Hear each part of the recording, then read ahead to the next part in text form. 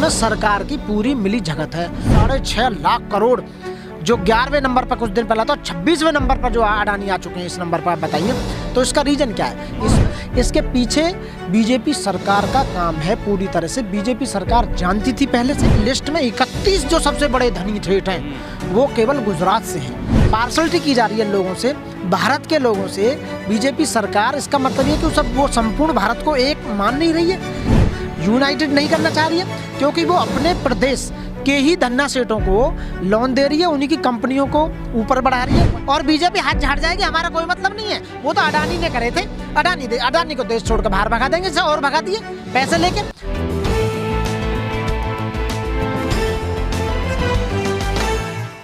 क्या कहेंगे मनोज जी, जिस तरह से पूरा क्राइसिस हुआ है और एक डोव जोन्स है जो कि इंटरनेशनल जो शेयर मार्केट है वहां से बाहर कर दिया गया है अडानी को?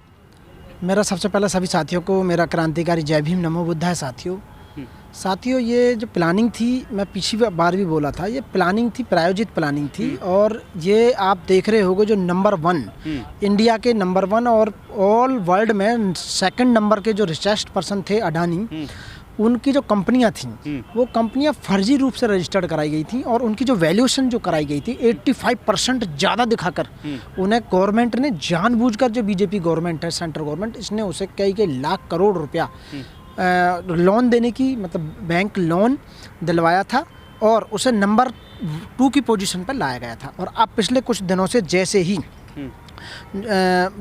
पता चला कि भाई इनकी जो कंपनियां हैं वो फर्जी हैं, और तो इस समय आज की डेट में जो डॉव जोन्स जो वो है इंटरनेशनल शेयर मार्केटिंग जो है, उसने इसे बिल्कुल बाहर कर दिया लिस्ट से। और जो 11वें नंबर पर तो कुछ दिन पहले था, 26वें नंबर पर शायद दुनिया में रईसों में 26वें नंबर पर इनका नाम आ गया है। नंबर 1 पर इस समय वो है अंबानी है, इस समय मुकेश अंबानी ही चल रहे हैं भारत में। वो भारत में अमेज़न के मालिक हैं। तो साथियों, मैं लास्ट में ये कहूँगा कि ये इस तरह से प्रायोजित ढंग से उसे ऊपर दिखाना, और फिर एक भंडाफोर हुआ कि इस तरह से ये झूठी कंपनियां हैं और ये वास्तव में एग्जिस्टेंस में है नहीं, फिजिकल एग्जिस्टेंस में नहीं है, कागजों पे रजिस्टर्ड है, कागजों पे लोन हो रहा है और कागजों पे काम चल रहा है और अकाउंट खोले जा रहे हैं और उसके हिसाब से सारा पैसा लूटा जा रहा है। लोग इस विश्वास पर, इस ट्रस्ट पर पैसा लगाया कि देश के नंबर 1 की जो पोजीशन पे जो है हमारे अडानी जी, उनके जो शेयर मार्केट का जो पैसा था उसमें था। एक मेरे जानकार हैं, उन्होंने भी पैसा लगा रखा था, उन्होंने 92 लाख रुपीज के शेयर खरीदे थे। आज बता रहे हैं कि 50 लाख के आसपास आ चुके हैं। रो रहे थे, कह रहे थे कि मेरा तो बहुत बुरा घाटा हो गया। तो साथियों, ये भारत की जनता के साथ में विश्वासघात किया गया है और इसके पीछे बीजेपी सरकार का काम है पूरी तरह से। बीजेपी सरकार जानती थी पहले से। और कमाल की बात ये देखो कि देश में जितने भी अरबपति या बिजनेसमैन, उसमें से लिस्ट में 31 जो सबसे बड़े धनी ठेठ हैं वो केवल गुजरात से हैं। साथियों, कितना बड़ा, मतलब पार्सलिटी की जा रही है लोगों से, भारत के लोगों से बीजेपी सरकार। इसका मतलब ये कि वो संपूर्ण भारत को एक मान नहीं रही है, यूनाइटेड नहीं करना चाह रही है, क्योंकि वो अपने प्रदेश के ही धन्ना सेठों को लोन दे रही है, उन्हीं की कंपनियों को ऊपर बढ़ा रही है, वहीं के लोगों को सामान बेचने का काम किया जा रहा है। देश को जो मानी जो चीज़ें हैं वो बेची जा रही हैं। मैं आपके चैनल के माध्यम से जनता को ये आगाह करना चाहता हूँ, आपसे एक सवाल पूछना चाहता हूँ मैं उल्टा। एक बात बताइए, जब सारी चीज़ प्राइवेट कर दी गई है देश के अंदर, एजुकेशन प्राइवेट कर दिया, कंपनी प्राइवेट कर दी, अब सारी जितनी भी हैं सब कंपनियाँ बेच दी गई, बैंक को प्राइवेट कर दिया गया, तो साथियों एक बात बताओ, पर सरकारी कैसा रहेगी? फिर तो इसका मतलब है कि प्रधानमंत्री भी प्राइवेट होना चाहिए, फिर तो प्राइवेट प्रधानमंत्री और प्राइवेट ही सरकार होनी चाहिए। फिर हम टैक्स सरकार को क्यों दें? मनोज जी, अब आपने जो बात कही है मैं यहाँ रोकना चाहूँगा। टैक्स की आपने बात की, अडानी जी पूरे जो देश के, पूरे वर्ल्ड के जितने धन्ना सेठ हैं उनमें नंबर 2 की पोजीशन पर रहे, लेकिन अगर टैक्स पेयर की बात करें तो भारत में टैक्स पेयर की पोजीशन क्या रही है? 4%। जितने भी ये अडानी हैं और ये बड़े बड़े जितने भी धन्ना सेठ हैं, इनका मात्र 4% हमारे जीडीपी में, मतलब इसमें टैक्स में योगदान है मात्र। और सब लोगों का मैं पोजीशन की बात करता हूँ, यहाँ कितनी, कौन सी पोजीशन? क्योंकि नंबर 1 भारतीय, अगर देखें तो धन्ना सेठों में नंबर 1 थे भारत के, लेकिन टैक्स पेयर की अगर लिस्ट में देखें तो कौन सा नंबर था इनका? वो तो बहुत नीचे है। टैक्स कहाँ दे पा रहे? टैक्स तो चोरी करते हैं ना, सेटलमेंट करके। ये टैक्स चोरी करते हैं, ट्रस्ट बनाते हैं कि हम अपने ट्रस्ट में देते हैं, फिर पीछे के रास्ते से उस पैसे को डोनेट करते हैं सरकारों को, ताकि उस पैसे का यूज आप चुनावों में कर सकें। जिस तरह से चुनाव अब आने वाले हैं। तो सरकार को या इन जो जितनी एजेंसियां थी जिन्होंने लोन दिया था, जिन्होंने अपना पैसा और जो जनता है उनका पैसा इन्वेस्ट करा था, बिल्कुल, मैं उनका इसमें- पैसा जो लगा था, आप देखिए, उनको जरा शक नहीं हुआ इसमें? स्टेट बैंक ऑफ इंडिया है, LIC है, दुनिया भर का पैसा लगा हुआ LIC ने पैसा वहां लगाया जानबूझकर, क्योंकि इनकी जो वैल्यूएशन थी इनकी कंपनी की इतनी ऊपर दिखाई और दिन प्रतिदिन जो ऊपर चढ़ते जा रहे थे इनके शेयरों के दाम, उसको देखते हुए लोगों ने पैसा लगाना शुरू कर दिया।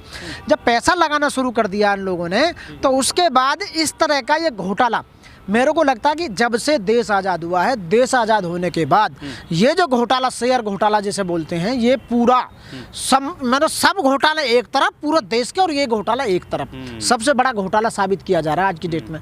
आप बताइए 6.5 लाख करोड़ जो 11वें नंबर पर कुछ दिन पहला था, 26वें नंबर पर जो अडानी आ चुके हैं इस नंबर पर, आप बताइए तो इसका रीज़न क्या है? इसमें सरकार की पूरी मिली झगत है। तो मैं यही कहूँगा साथियों, जो सरकार आपके हिस्से का सब कुछ ख़त्म करने जा रही है, सब कुछ प्राइवेट कर दिया, आपको रोज़गार ख़त्म कर दिया, आपका स्वास्थ्य ख़त्म कर दिया, आपके आय के साधन ख़त्म कर दिए, आप 1000 रुपये लोन लोगे नहीं बैंक से तो आपको इतनी फॉर्मेलिटी पूरी करनी पड़ेगी।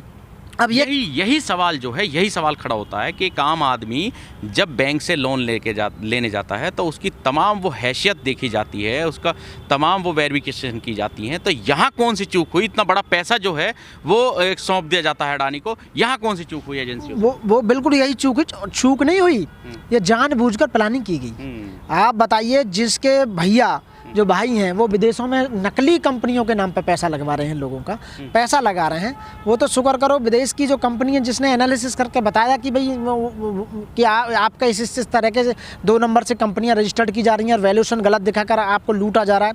तो इस तरह भारत की जनता का विश्वास खत्म हो चुका है, इसलिए डाउन जा रहे हैं रात दिन, और ये खत्म हो जाएगा आने वाले समय में। बिल्कुल आज एक और झटका लगा है अडानी ग्रुप को कि जो ब्रिटेन के पूर्व प्रधानमंत्री जो रहे थे, उनके भाई इनकी कंपनियों से इस्तीफा दे चुके हैं आज। बिल्कुल दे चुके। अभी तो आप देखिए आगे होता है क्या, बहुत सारी समस्याएं आएंगी, और ये तो अभी तो स्टार्टिंग है, बहुत सारे घोटाले निकलेंगे।